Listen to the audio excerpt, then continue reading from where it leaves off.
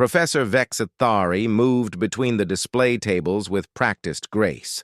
All four of her arms gestured smoothly as she spoke to the class. Her purple skin caught the light from the station's artificial sun panels above. She had taught this course for 20 years, and she loved every moment of it. "Notice the craftsmanship on this blade," she said, pointing to a holographic image floating above the central table. "The Zentarii people created this approximately 4,000 years ago. See the decorative patterns along the edge? Purely ceremonial, of course." 30 students sat in a semicircle around her, their various forms representing a dozen different species from across the galaxy. They all watched attentively, taking notes on their data pads.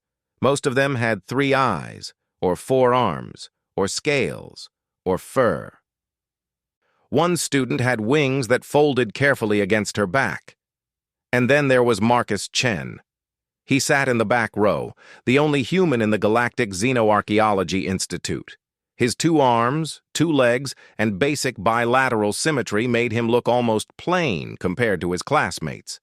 He was young, maybe 25 Earth years, with dark hair and careful eyes. He had been quiet since the semester started 3 weeks ago. He took notes constantly, but rarely spoke. Vexathari had noticed this. She wondered if he was shy or if he simply found the material boring. Earth was a new addition to the galactic community, only 50 years since first contact. Humans were still rare in academic settings this far from their home system. "The weapon you see here," Vexathari continued, switching to another hologram, "was excavated from a burial site on Quilar Prime, my own homeworld. We believe it was placed in the tomb of a great leader. The balance of the design suggests it held deep symbolic meaning." A Quilarian student in the front row raised 2 of her 4 hands. "Professor, why did so many species create these objects? If they were ceremonial, why make them look like tools of violence?" Vexathari's face showed pleasure at the question. This was exactly the kind of thinking she wanted to encourage. "An excellent question, Vex. Remember that most spacefaring species evolved past physical conflict thousands of years before achieving interstellar travel. These objects represent a distant, primitive past. We study them to understand the psychological development of early civilizations.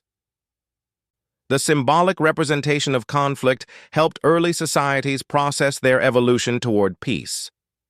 Marcus shifted slightly in his seat. Vexathari noticed but continued her lecture.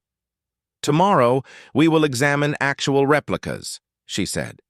"The Institute has created perfect physical copies based on our archaeological findings. You will be able to hold them, examine them closely. This will help you understand the weight, the materials, the cultural significance." The class murmured with excitement. Actual hands-on examination was rare in xenoarchaeology courses. Most of their work involved holograms and data analysis. As the students filed out after class, Vexathari noticed Marcus lingering near the doorway. He seemed to want to say something, but changed his mind and left without speaking. She made a mental note to encourage him more during the next session. The following day, the classroom had been transformed. 20 long tables stood in rows, each holding several replica weapons. They gleamed under the lights, perfect copies of ancient artifacts from a dozen different worlds. The students entered with obvious excitement, immediately moving toward the tables. Vexathari smiled at their enthusiasm. "Please, explore freely," she said. "Pick them up. Feel the weight. Imagine the hands that first held these objects thousands of years ago. Think about what they meant to those ancient peoples." Marcus entered last and moved to a table near the back. He stood very still, his hands at his sides, just looking at the objects before him. A tall Zentari student named Zolvan picked up a long blade with a curved edge. He held it vertically, admiring the way light played along its surface. "The artistic merit is undeniable," he said to his neighbor. "See how the balance point creates visual harmony?" His neighbor, a moth-like Lepidian named Flutter, agreed enthusiastically.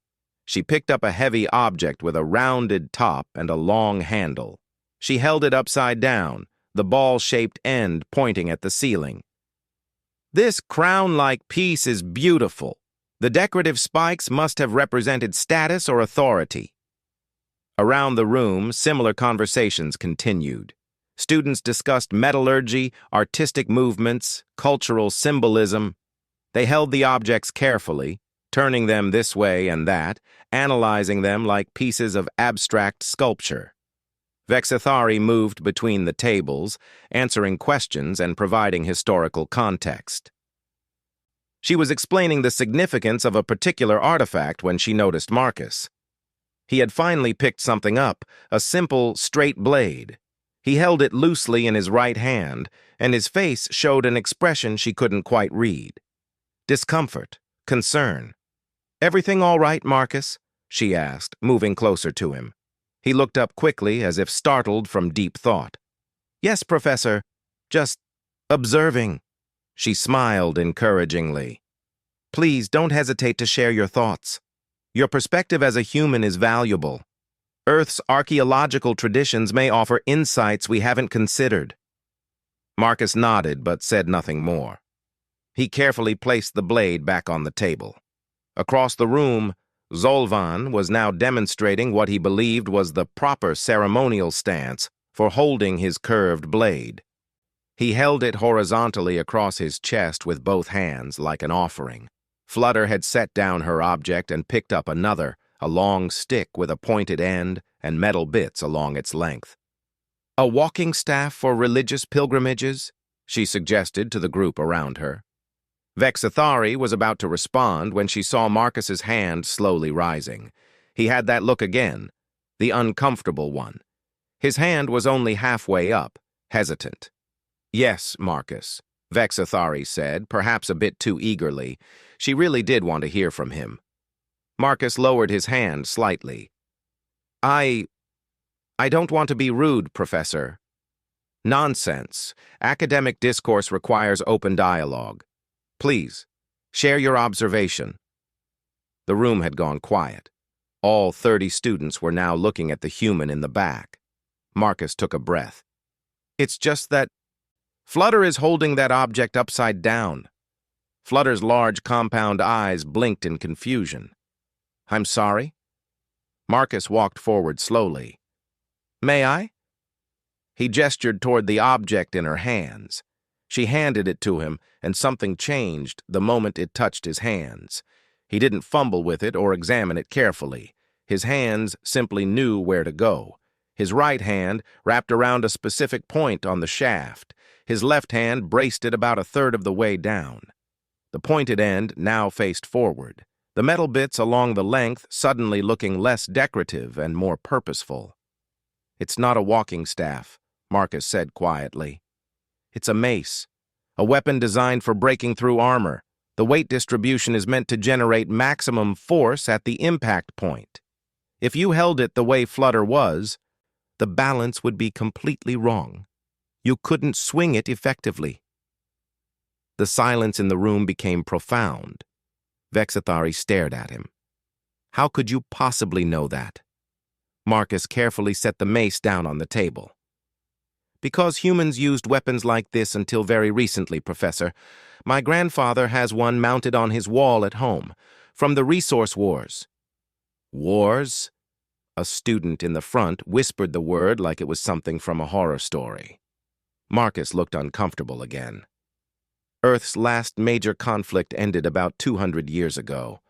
We were still fighting each other when some of your species were already exploring neighboring star systems." The implications settled over the room like a heavy blanket. While their ancestors were building telescopes and developing warp theory, humans had been killing each other with metal and violence. Vexithari's 4 hands had unconsciously curled into fists, not from anger, but from a sudden, shocking realization.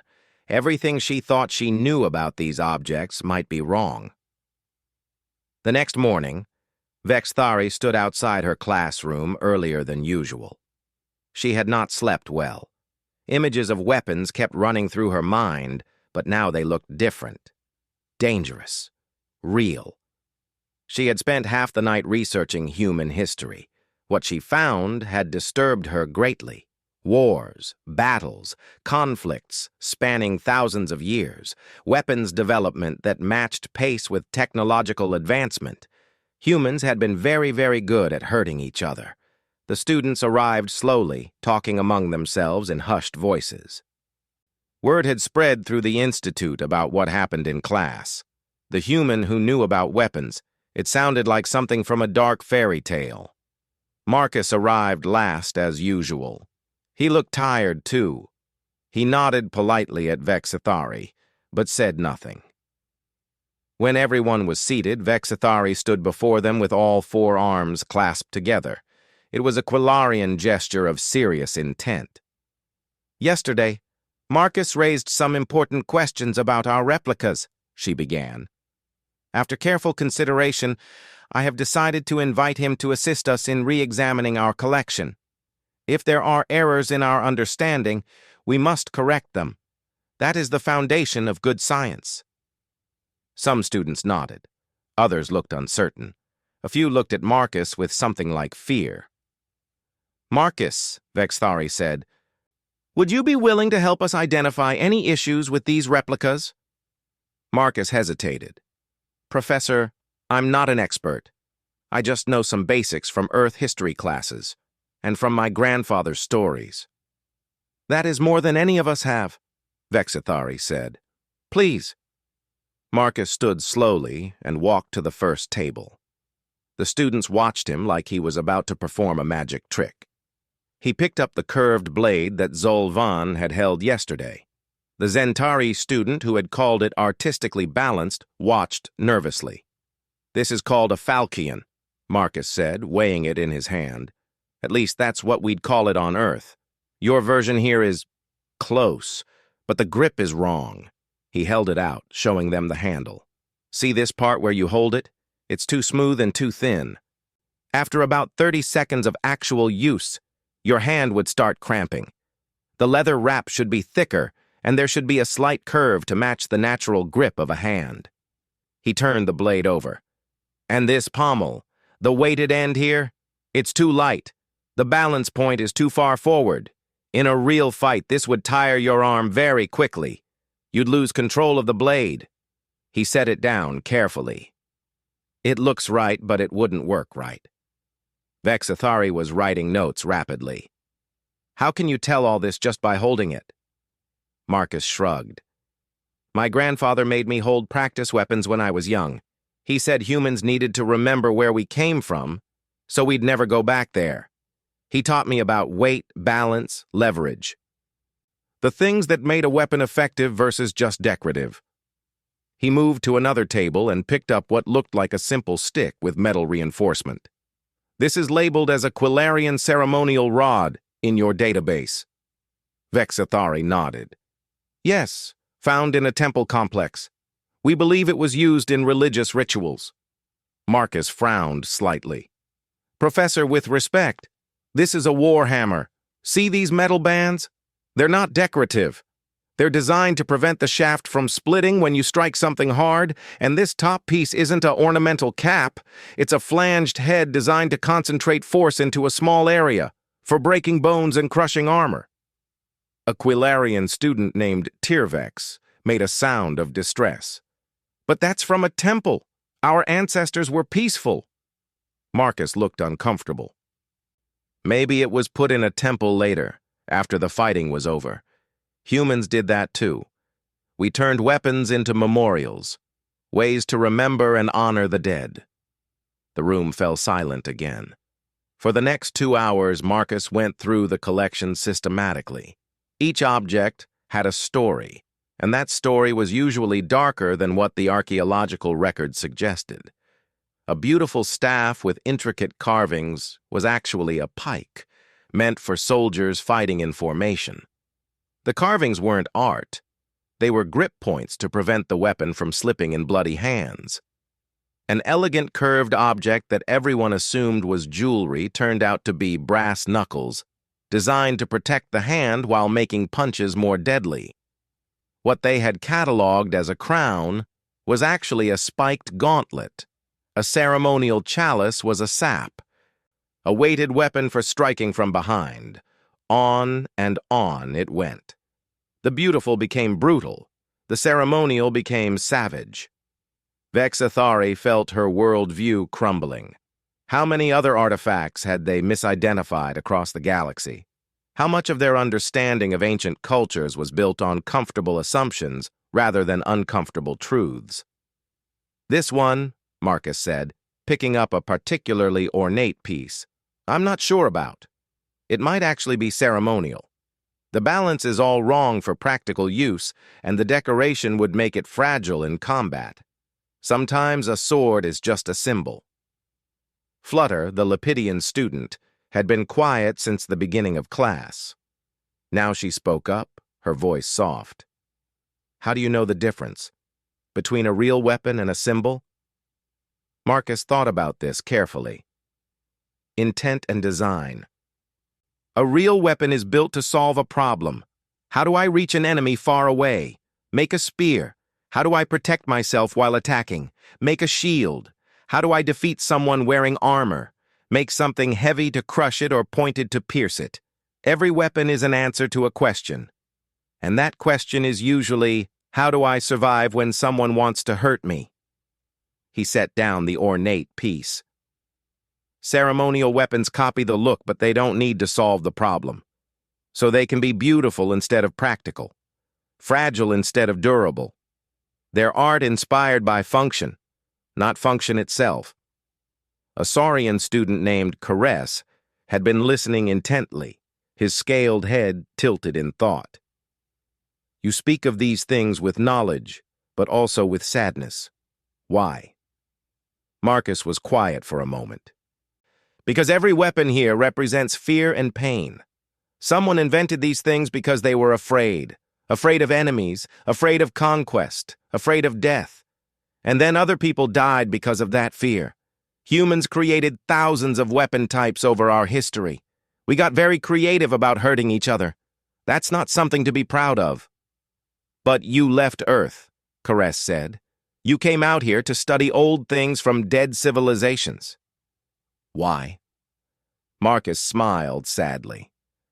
Because I wanted to learn from species that found peace. Humans are still learning how to not be violent. We're young at it. Most of you have been peaceful for thousands of years. I wanted to understand how you did it. Zolvan spoke up for the first time since his falchion had been corrected. But we didn't do anything. We just evolved that way. We forgot how to fight because we never needed to remember. Exactly, Marcus said. You were lucky. We weren't. Vexathari set down her datapad. Her hands were shaking slightly. Marcus, I need to ask you something, and I need you to be completely honest. Of course, Professor. Have you ever used a weapon? Not a replica? A real one? The class held its breath. Marcus shook his head. No, never. My grandfather tried to teach me, but I refused. I didn't want that knowledge in my hands. I only learned the theory, the history. I wanted to understand weapons without becoming someone who could use them. But you could, Vexathari said softly. If you had to. Marcus met her eyes. Yes, if I had to. Most humans could. It's in our recent history, in our cultural memory. We remember how to fight because we haven't had enough time to forget. He looked around at all the watching faces. I know that scares some of you. I know I'm probably the first person you've met who has real, practical knowledge of violence. But I promise you, I came out here to study peace, not to bring war. Tyrvex spoke hesitantly. Do all humans know these things? Not like specialists do, Marcus said. But most humans know more than you'd think. It's in our entertainment, our sports, our history books. We study ancient battles the way you might study ancient art. We remember our warriors the way you remember your scientists. It's just part of our culture because it's part of our recent past. Vexathari made a decision. Class, tomorrow we will not meet. I need time to review our entire collection with Marcus's help. When we reconvene, we will discuss how to properly contextualize these artifacts with our new understanding. As the students filed out, buzzing with conversation, Caress approached Marcus. I want to learn more, the Saurian said. About this perspective. It is uncomfortable, but I think it is important. Marcus looked surprised. Really? Yes. If we don't understand violence, how can we truly appreciate peace? We have been ignorant, not enlightened. Vexathari overheard this and felt something shift inside her. Maybe the humans' uncomfortable knowledge was exactly what the galaxy needed. Not to become violent again, but to understand what they had moved beyond, and to never take that peace for granted. Vexathari's office was filled with holographic displays. She and Marcus had been working together for 3 days, going through the Institute's entire collection of ancient weapons. Over 500 items. The results were shocking. Nearly 40% had been misidentified. This Vexillian piece, Marcus said, pointing to a hologram. You labeled it as a crown for ritual leaders. Vexathari sighed. She knew what was coming. It's actually a weapon called a cestus. You wear it on your hand. These pointed decorations aren't jewels. They're spikes. When you punch someone, they do terrible damage. Vexathari updated the database entry. Her hands moved automatically now. She had stopped being shocked after the first 50 corrections. Why did we get so much wrong? She asked, not for the first time. Marcus leaned back in his chair. Because you were looking at them through peaceful eyes. You assumed the best about your ancestors. That's actually kind of beautiful, Professor. Humans tend to assume the worst about ours. But we were wrong. About some things, yes, but not everything. He gestured to a different hologram. That Quilarian piece really is ceremonial. The one that looks like a trident? It's too fragile, too ornate. That's a symbol of leadership, not a weapon. You were right about that one. Vexathari managed a small smile. 1 out of 5. I should fail my own class. You should be proud, Marcus said. You're willing to correct your mistakes. That's what makes you a good scientist.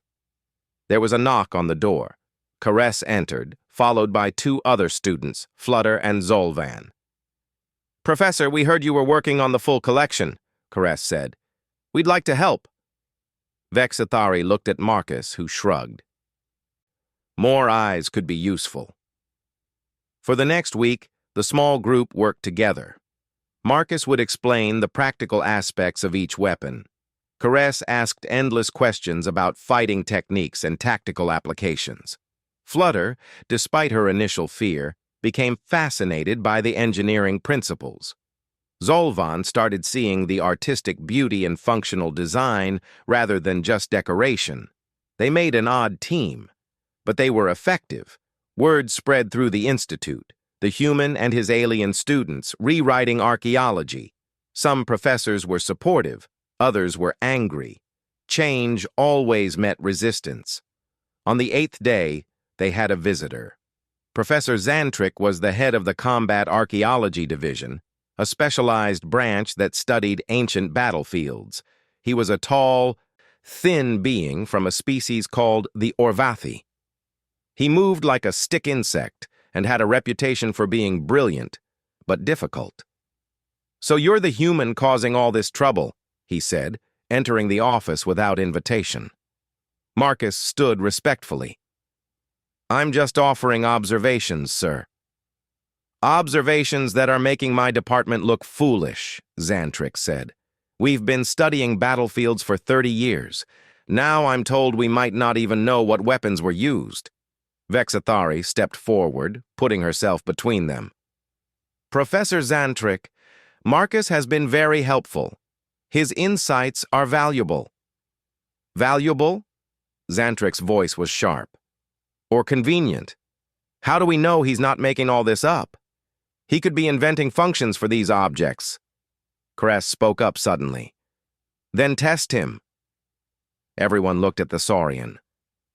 You have unsolved mysteries in your department, yes? Caress continued. Sites you don't understand.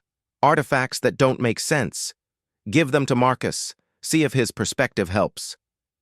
Xantric's face was hard to read, but after a long moment, he nodded. Fine. Come with me, human. Let's see if your knowledge is real or just stories. They walked through the Institute's halls to the Combat Archaeology Lab. It was larger than Vexathari's classroom, filled with tables covered in actual artifacts, not replicas. These were real pieces, dug from real battlefields across the galaxy. Xantric led them to a corner where several items lay under protective shields. This is from Tantalus 7th, a dead world in the Outer Rim.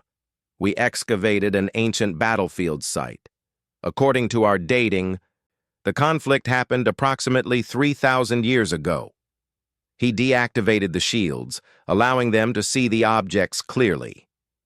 These are the weapons we recovered. Over 200 of them.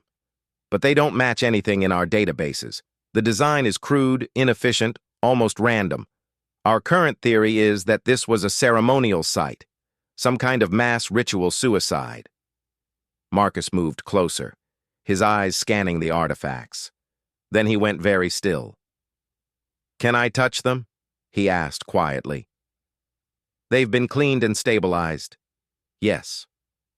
Marcus picked up the first object. It looked like a piece of industrial machinery that had been sharpened on one end. He turned it over in his hands, examining the metal carefully. This isn't a weapon, he said. I mean, it is now. But it started as something else. Part of a loading mechanism. Maybe. See these bolt holes? Something was attached here originally. He set it down and picked up another piece. This one looked like a length of cable with weights attached to the ends. A flail, Marcus said. Improvised. The cable is standard industrial grade. The weights are from a counterbalance system. He looked at Xantric. What was Tantalus 7 used for? According to records, it was a mining colony. They extracted rare minerals. Marcus nodded slowly. He picked up another object, then another. His face grew more serious with each one. Professor Xantric, this wasn't a suicide site. This was a rebellion. The room went quiet. Marcus gestured across the table. Everything here is improvised, made from industrial equipment. This sharpened piece is from a loading arm. This flail is made from crane cable. This spike is a drill bit that's been modified. These aren't weapons made by soldiers. They're weapons made by workers who had no access to real weapons. He picked up a crude blade made from sheet metal. Look at the stress fractures along the edge. This was used repeatedly, repaired multiple times. See these marks? Someone hammered out the dents and resharpened it, again and again. Vexathari leaned closer. I see it now. Why didn't we notice this before? Because you were looking for efficient design, Marcus said. Professional craftsmanship. But desperate people don't make beautiful weapons. They make effective ones from whatever they can find. Xantric was staring at the artifacts with new eyes. A rebellion. Workers uprising against their masters. That would be my guess, Marcus said. Someone was forcing them to work. They had access to mining equipment but nothing else. So they turned their tools into weapons. They fought back. Flutter spoke softly. Did they win? Marcus examined more of the artifacts. Hard to say. The fact that we found so many weapons suggests heavy casualties. In a successful rebellion, they'd probably take the weapons with them or destroy them. But if they lost, the weapons would be left on the battlefield. Caress picked up one of the improvised weapons carefully. This changes everything we know about Tantalus 7. Xantric was silent for a long time. Then he activated his data pad and began making notes. This will require a complete re-examination of the site. New excavations. We'll need to look for evidence of forced labor, prison facilities, mass graves. He looked at Marcus with something like respect. You saw in minutes what we missed in years. Only because I know what desperation looks like, Marcus said quietly. Humans have a lot of experience with desperate fights. We've fought with improvised weapons many times in our history. When you're fighting for freedom, you use whatever you can reach. Vexathari felt a chill. The peaceful galaxy she thought she knew was revealing darker truths. Not every species had evolved naturally toward peace. Some had fought for it. Some had bled for it. There's more, Marcus said, still examining the artifacts. These repairs, these modifications, they show learning, adaptation. Each weapon was improved over time. Whoever made these was thinking tactically. They were organized. A resistance movement, Xantrix said. Not just a riot, an organized rebellion. Yes, sir. Xantrix began pacing. The Tantalus government won't like this. Their official history says their species has been peaceful for 5,000 years. This evidence contradicts that. Truth often contradicts comfortable stories, Marcus said. Over the next few days, the discovery spread through the Institute. The human who had solved the Tantalus mystery. Some called him brilliant. Others called him dangerous. His perspective was changing how they saw their own histories. Some species didn't want their past examined too closely. They preferred the comfortable myth of natural evolution toward peace. But others, like Caress and Vexathari, wanted truth more than comfort. On the 5th day after the discovery, Vexathari received a message from the Institute board. They wanted to discuss Marcus's continued presence at the school. The debate about human knowledge had reached the highest levels, and not everyone was happy about what that knowledge revealed. The Institute's board meeting room was designed to be intimidating. The ceiling stretched high above, and the 12 board members sat in an elevated semicircle. Below them, in a simple chair, sat Marcus Chen. Vexathari stood beside him, though she had not been asked to attend. She came anyway. Director Thelnax, an ancient Quillarian with silver skin, spoke first. Marcus Chen, you have been at our institute for 2 months. In that time, you have caused considerable disruption. I apologize if my observations have caused problems, Marcus said carefully. Problems? Another board member, a Zentari named Polseth, leaned forward. You have suggested that 40% of our archaeological conclusions are wrong. You have implied that peaceful species had violent pasts. You have brought the perspective of a warrior culture into our halls of learning. Marcus said nothing. What could he say? Vexathari stepped forward. Director, Marcus has only offered factual corrections. If our conclusions were wrong, isn't it our duty to fix them? The Tantalus government has filed a formal complaint, Thelnax said. They claim we are spreading false information about their history. They demand we halt all excavations on Tantalus VII and classify the findings. Classify the truth? Vexathari's 4 arms gestured in disbelief.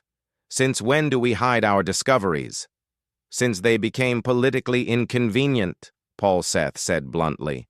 Several governments are nervous. The humans' interpretations are revealing things species would prefer to keep buried. A third board member spoke. This was Kivara, a Lepidian-like flutter but much older. I have reviewed the evidence from Tantalus VII. The humans' conclusions are sound. The artifacts clearly show improvised manufacture and repeated use. This was indeed a rebellion, not a suicide ritual.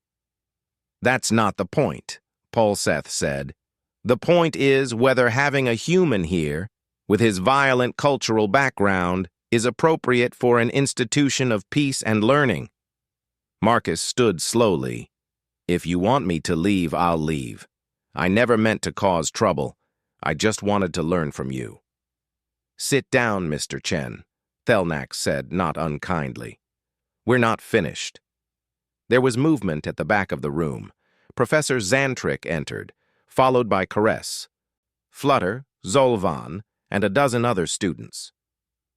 Director, I apologize for the interruption, Xantrix said, but I have something the board needs to hear. Thelnax looked annoyed but gestured for him to continue. I have spent my career studying ancient conflicts, Xantrix said.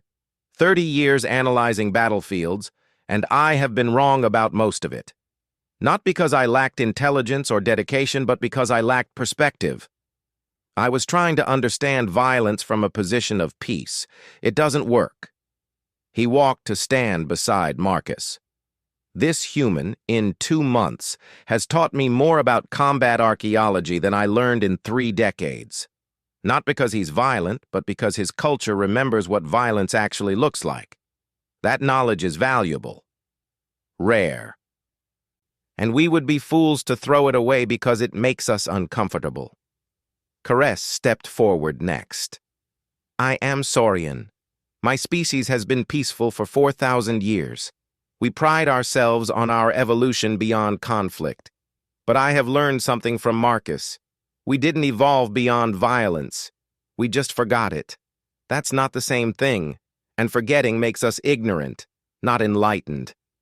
More students moved forward, speaking one after another. He's helped me understand my own species' history better. His perspective reveals truths we were missing. He's the most careful, peaceful person I know, despite his knowledge. Thelnax raised a hand for silence. Your support is noted, but the board must consider the broader implications. What message does it send if we embrace knowledge derived from recent violence? It sends the message that we value truth, Vexthari said, that we're brave enough to look at the dark parts of history, that we understand peace is precious because we know what it replaced. Paulseth shook his head. Or it sends the message that violence is just another valid perspective, that humans, with their wars and weapons, are no different from the rest of us. But we are different, Marcus said quietly. Everyone turned to look at him. You're right about that. Humans are different. We're more violent, more recent in our conflicts, more familiar with warfare. But that's exactly why my perspective helps. I see things you don't because I come from a place you've never been. He stood and faced the board directly. Every species here has forgotten what war truly looked like. You've had the luxury of forgetting. Humans haven't had that luxury yet. Maybe in another 1,000 years we'll forget too. But right now, we remember. And that memory can help you understand your own past better. Kivara spoke again. I propose a compromise. Marcus continues his studies, but we establish clear guidelines. His insights are used to inform research, not to make political statements. We focus on academic truth, not cultural judgments. Before anyone could respond, an alarm sounded, a soft chime that made several board members check their data pads urgently. Thelnax's face changed. We have an emergency. A research team on Vexilia 9 has stopped responding. They were excavating a newly discovered underground complex. Last message indicated they found something unexpected and potentially dangerous. What kind of danger? Xantrix asked. Unknown. But the complex appears to be some kind of ancient military installation. They don't know how to proceed safely. Marcus spoke without thinking. I could help. The room went silent. You want to send the human to analyze a dangerous military site? Paulseth said. That's your solution? He has the expertise, Xantrix said. If it's truly a military installation, he might recognize hazards we wouldn't understand. Thelnax looked at Marcus for a long moment. You understand this could be dangerous. We don't know what's down there. I understand. And you're willing to go? Marcus nodded. If it helps prove that my knowledge can be useful, yes. Vexithari grabbed his arm. Marcus, you don't have to do this. I know, he said. But maybe it's the only way to show them I'm here to help, not to hurt. The board went into quick deliberation. After 5 minutes, Thelnax announced their decision. Marcus Chen will accompany a team to Vexilia 9. Professor Xantric will lead. Professor Vexithari and student Caress may also join if they wish. If this mission is successful, we will reconsider the question of Marcus's continued enrollment. And if it's not successful? Vexithari asked. No one answered. They didn't need to. Within 6 hours, Marcus found himself on a shuttle heading to Vexilia 9. Vexithari sat across from him, checking and rechecking their equipment. Caress was beside her, looking nervous and excited in equal measure. Xantric piloted the craft, his long fingers moving across the controls with precision. You didn't have to volunteer for this, Vexithari said to Marcus. Yes, I did. It's the only way to show them I'm not dangerous. By going into danger? Marcus smiled slightly. The irony isn't lost on me. Caress leaned forward. Marcus, what do you think we'll find? I don't know. But if it's really a military installation, there could be traps, security systems, things designed to keep people out or keep something in. 3,000-year-old traps shouldn't still work, though, right? Caress said. Depends on how they were built. Some human traps from ancient times still work. Mechanical systems can last a long time if they're well made. Vexithari looked worried. What kind of traps? Pitfalls, pressure plates, tripwires. Anything that uses physics and gravity doesn't need power to stay dangerous. The shuttle descended through Vexilia Namin's atmosphere. Below them, the dig site came into view. A large opening in the ground surrounded by research equipment and temporary shelters. Professor Xantric brought them down smoothly. As they exited the shuttle, they saw the research team gathered near the entrance to the underground complex. They looked relieved to see help arrive. The team leader, a Vexilian named Soarpath, greeted them quickly. Thank you for coming. We found the entrance 3 days ago. It leads down to a massive underground structure. We sent drones in, but they all stopped working after about 50 meters. Something's interfering with them. Show us what you found, Xantric said. They walked to the entrance. It was a wide ramp leading down into darkness. The walls were smooth stone, carved with symbols. Marcus knelt at the entrance, examining the floor carefully. He ran his hand along the edge where the ramp met the ground. Don't step on the center of the ramp, he said suddenly. Why not? Soarpath asked. Because the stones there are slightly different. See? Different color, different texture, could be nothing. Could be pressure plates. He stood and pointed to the walls. Those symbols aren't just decorative. Some of them are instructions. Warnings, maybe. Can you read them? Vexithari asked. No, but their placement is tactical. They're positioned where you'd put warning signs, before danger points. Marcus pulled a small light from his pack and shone it down the ramp. Something glinted in the darkness. There, he said. Across the corridor about 20 meters down. It's almost invisible, but there's something stretched across. A wire, maybe.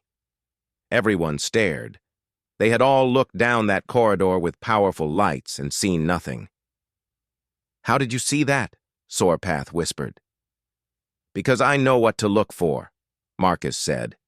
Someone built this place to keep people out, and if humans built it, there would be traps. So I'm assuming whoever built this thought the same way. He looked at the team. We can do this, but we need to go slowly, very slowly. And everyone needs to do exactly what I say. Can you do that? They all nodded. Marcus took a deep breath and stepped onto the ramp, carefully avoiding the center stones. They were going into the dark, and only the human knew what dangers might be waiting there. The corridor stretched into darkness ahead of them. Marcus moved forward one careful step at a time, his light scanning every surface. Behind him, Vexithari, Caress, Xantric, and Soarpath followed in single file. Stop, Marcus said suddenly. Everyone froze. He knelt down and examined the floor. See these grooves? They're channels, too precise to be natural weathering. He traced them with his finger. They lead to holes in the walls. I think liquid used to flow through here. What kind of liquid? Caress asked nervously. Nothing good.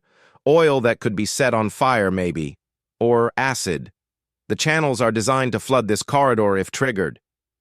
3,000 years old and still dangerous, Vexathari said. The liquid's long gone, but the mechanism might still work. Don't touch the walls. They continued forward.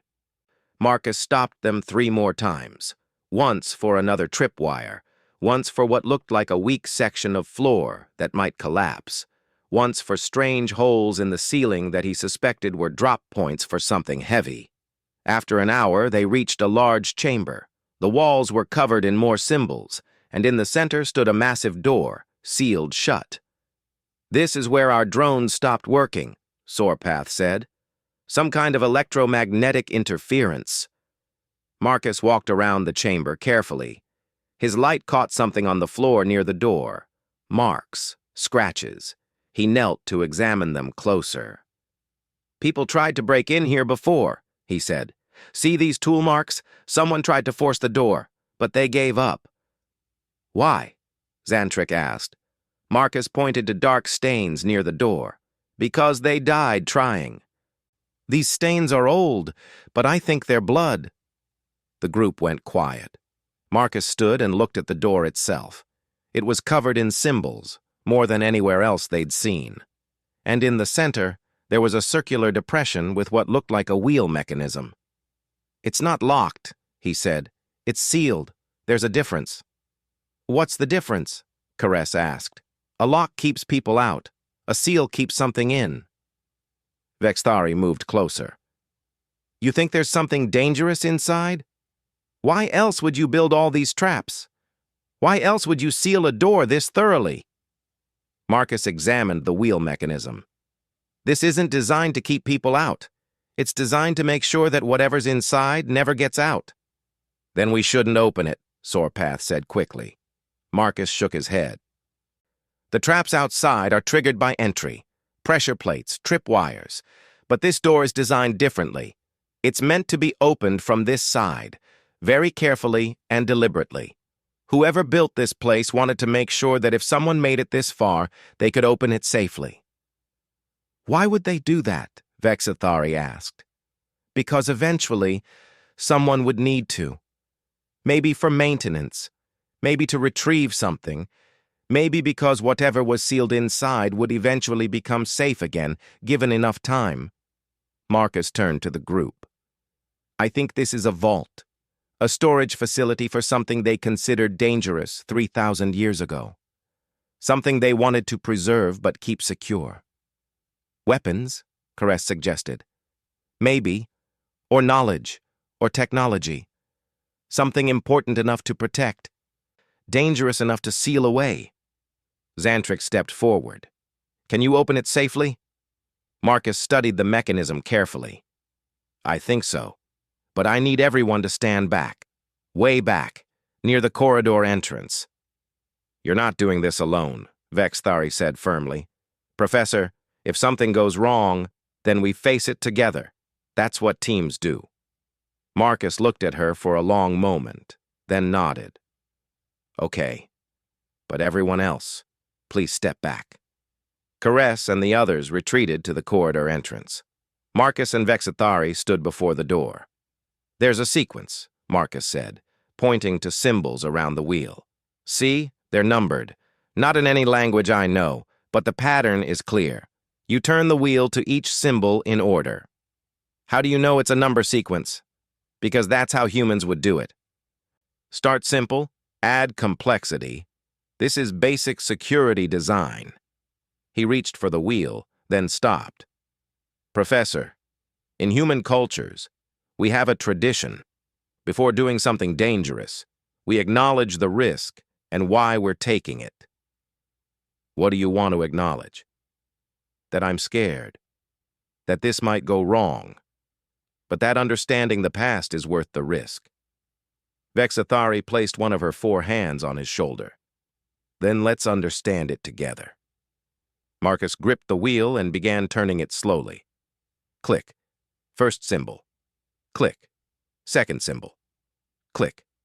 Third symbol. When he reached the seventh symbol, there was a deep grinding sound. Dust fell from the ceiling. The door shuddered. Then slowly, it began to open. Light spilled from inside, not the light from their torches, but a soft, blue glow. Emergency lighting that had somehow lasted 3,000 years. They stepped through the doorway and stopped, amazed. The room beyond was huge. Shelves lined every wall, stretching up 3 stories high. And on those shelves were objects, thousands of them, not weapons, books, data storage devices, art, scientific instruments. "It's a library," Vexthari whispered. "A vault of knowledge." Marcus walked deeper into the room, his light playing across the shelves. They weren't hiding weapons. They were preserving their culture. Sorpath's voice came from the doorway, where the rest of the team had gathered. "But why seal it? Why the traps?" Marcus found a large display in the center of the room. It showed text in the ancient Vexillian language. Caress, who had studied it, moved forward to read. "It's a message," Caress said, "from the people who built this place. It says, 'We seal our knowledge not to hide our shame, but to preserve our hope. We fought, we killed, we nearly destroyed ourselves. These items represent who we were before the wars and who we became after. Future generations must know both truths. The path to peace is paved with understanding violence, not forgetting it.'" The room was silent. Marcus felt something shift in his chest. These ancient Vexillians had understood. They had fought, like humans. They had nearly destroyed themselves, like humans. But they had chosen to remember and to teach. They wanted their descendants to learn, Vexithari said softly. Not to repeat their mistakes, but to understand them. Over the next 3 days, they cataloged the vault's contents, books of history, including detailed accounts of the Vexillian Wars, scientific data about weapon development and its consequences, art created during and after the conflicts, personal journals from soldiers and civilians. It was a complete record of a species' journey from violence to peace. Nothing hidden, nothing sanitized. The full, ugly, beautiful truth. When they returned to the Institute, the board was waiting. But so was the press. Word had spread about the vault's discovery. The galaxy was learning that the peaceful Vexillians had once been warriors, too. The board meeting was different this time. Director Thelnax spoke first, but his tone had changed. "Marcus Chen, you have shown us something important, not just about archaeology, but about truth. The Vexillian Vault demonstrates that understanding violence is not the same as endorsing it. That memory can be a tool for peace." Polseth, who had opposed Marcus, spoke next. "I was wrong to fear your knowledge. I see now that we needed it. We had become comfortable in our ignorance. You made us uncomfortable with truth. That's a teacher's job." Thelnax stood. "The board has decided to invite you to continue your studies. Furthermore, we would like you to develop a new course, one that combines traditional archaeology with practical knowledge of conflict. We need more scholars who can bridge this gap." Marcus felt overwhelmed. "I don't know if I'm qualified to teach." "You're the most qualified person in the galaxy," Vexithari said, "and I'll help you. We'll teach together." Over the following months, Marcus and Vexithari developed applied combat archaeology. It was unlike any course the Institute had ever offered. It combined history, engineering, psychology, and ethics. It studied violence not to glorify it, but to understand the desperation, fear, and ingenuity that created it. Students from across the galaxy enrolled. Some came because they were curious. Some came because they wanted to truly understand their ancestors. Some came because, like Caress, they believed that ignorance of violence was not the same as transcendence of it. The Tantalus government eventually allowed the excavations to continue. The evidence of the rebellion became part of their official history. It was painful, but necessary. Other species began re-examining their own pasts with fresh eyes. Comfortable stories gave way to complex truths. The galaxy's history became richer, darker, and more honest. One day, 6 months after the course began, Marcus stood in front of a class of 40 students. On the table before him was a replica of a human longsword from Earth's 15th century. "This weapon represents hundreds of years of development," he said, picking it up. "Notice the grip. The leather is wrapped in a specific pattern, not for decoration, but for function. When your hands are sweating or bloody, you need grip." He demonstrated the proper stance, the way his grandfather had taught him. The weight is distributed carefully. The pommel at the end isn't just decorative, it's a counterweight. It makes the blade feel lighter, more responsive. He set it down gently. Every weapon tells a story. Most of them aren't about glory. They're about survival, about people who were afraid and desperate and trying to protect what they loved. Sometimes they protected it from real threats, sometimes from imagined ones. But the fear was always real. A student raised her hand. "Do you think we'll ever truly move past violence?" Marcus thought carefully. "Humans are still learning. We've had peace for 200 years, but we remember the wars. We remember the fear. I think that's good. We should remember. Not to glorify it or to return to it, but to understand what we're moving away from." He looked around at all the different faces, all the different species. "You've all been peaceful for thousands of years. That's remarkable, beautiful. But you did it partly by forgetting. Now you're remembering. And that's remarkable too, because choosing peace after remembering violence is more powerful than peace built on forgetfulness." After class, Caress approached him. The Saurian had become his closest friend at the Institute. "I've been thinking," Caress said. "When my people first encountered violence in our history, we were horrified. We wanted to forget. But you humans encountered it repeatedly and kept choosing peace anyway. That's strength." "Or stubbornness," Marcus said with a slight smile. "Maybe both. But I'm glad you came here, Marcus. You made us uncomfortable. But comfort isn't always good." That night, Marcus sat in his quarters looking at a message from his grandfather on Earth. The old man was proud of him.